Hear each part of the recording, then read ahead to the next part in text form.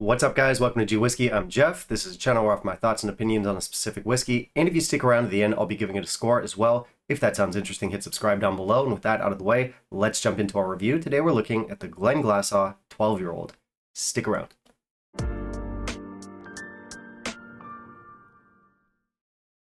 Okay, so we're looking at a Glenglassaugh today. This is the new 12-year-old. This is the flagship release from their new line. They put out 3 whiskeys earlier this year in 2023. We've got our 12-year-old here. There's also one called the Portsoy and one called Sandend. The other two are no age stated releases. We've got the Portsoy, which is bourbon, sherry, and port casks. The Sandend is bourbon, sherry, and manzanilla. And our 12-year-old here is bourbon, sherry, and ex-red wine casks. So there's a lot of cask play in the new line, which is either good news or bad news depending on, well, you. And they did kind of like a trade-off thing with the no age stated ones. Either you can get a no age stated whiskey with a higher ABV, or you can go for our 12-year-old here, which is a lower ABV. This one comes in at 45%, which is going to bother some people. It's 1% lower than 46. I'm not going to sweat it, but I will admit it's kind of an odd move. So far, this new line has been pretty well received, generally positive, and that's not surprising. This brand they were long overdue for a rebrand, for a new line.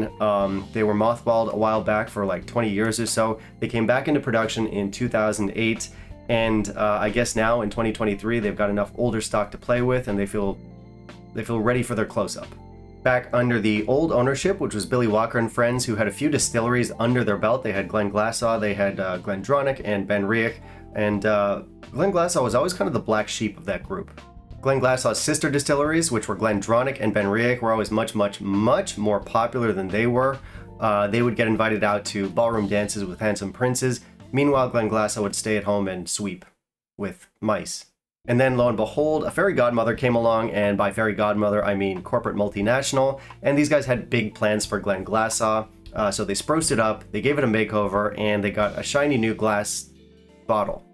And presumably also a new pumpkin wagon for grain shipments. By the way, let's just take a moment to appreciate all the effort that goes into the visuals that I put on this channel.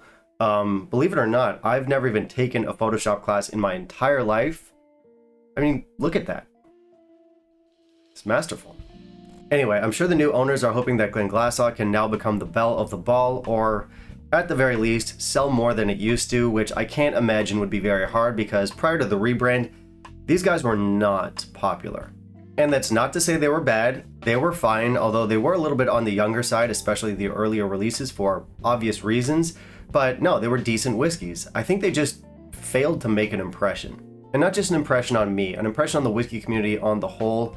Some of their releases did have their fans, and they were popular in some circles. But overall, I think the consensus among whiskey drinkers was kind of a collective, yeah.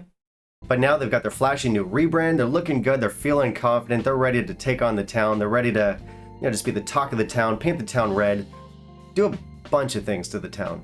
And I'll admit, I got pretty excited when I found out about the new line just because, as I said, I felt like they were long overdue for a rebrand, but also I just wanted to see what kind of changes were made, and I wanted to see how they're looking nowadays from obviously a quality perspective, but also a value perspective.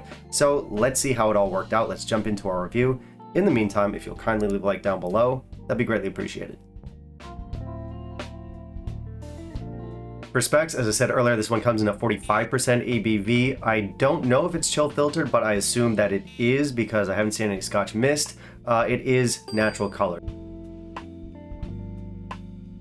Okay, so I like this rebrand. I think it looks great. I think most people agree it is a step up from the previous look. I like our mint green highlights. I think our label is simple but stylish. The glass bottle looks cool. I liked our pressed on kind of insignia thing there.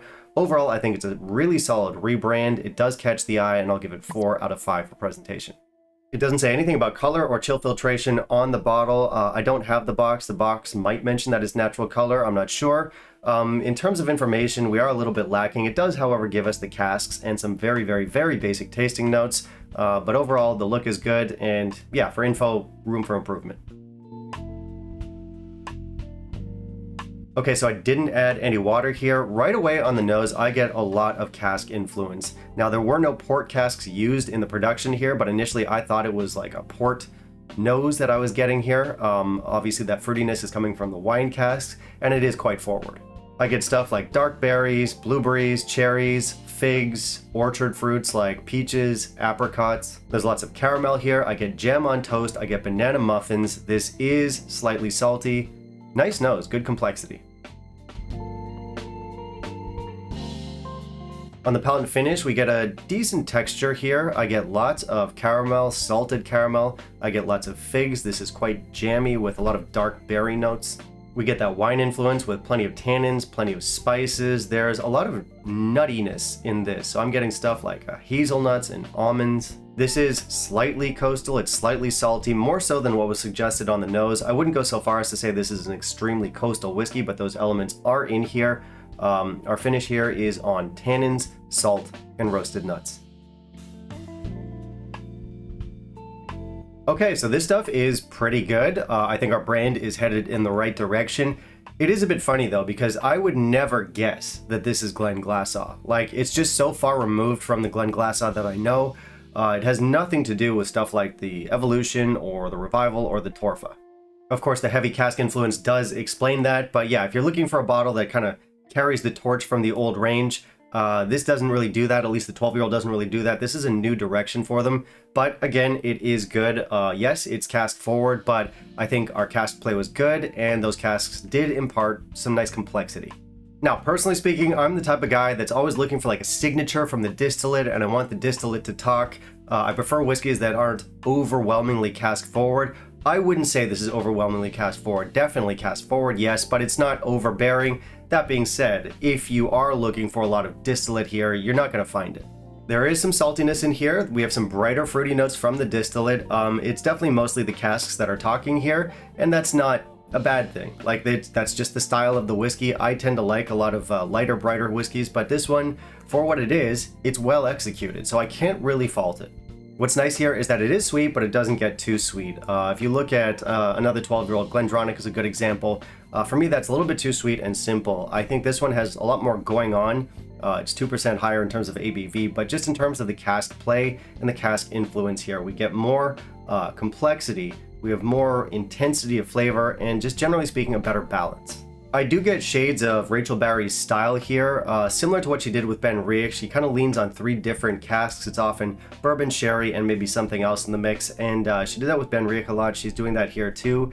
And I'm not complaining. I think it's a formula that works. As I said, nice complexity here. Is it my go-to style? Perhaps not. But yeah, overall, I would say I like but don't love the Ben Riach line, and that's roughly where I fall with this one as well. I wouldn't say this is a forgettable whiskey. It's better than that, but oppositely, it's not the most memorable whiskey either. It's somewhere in between the two.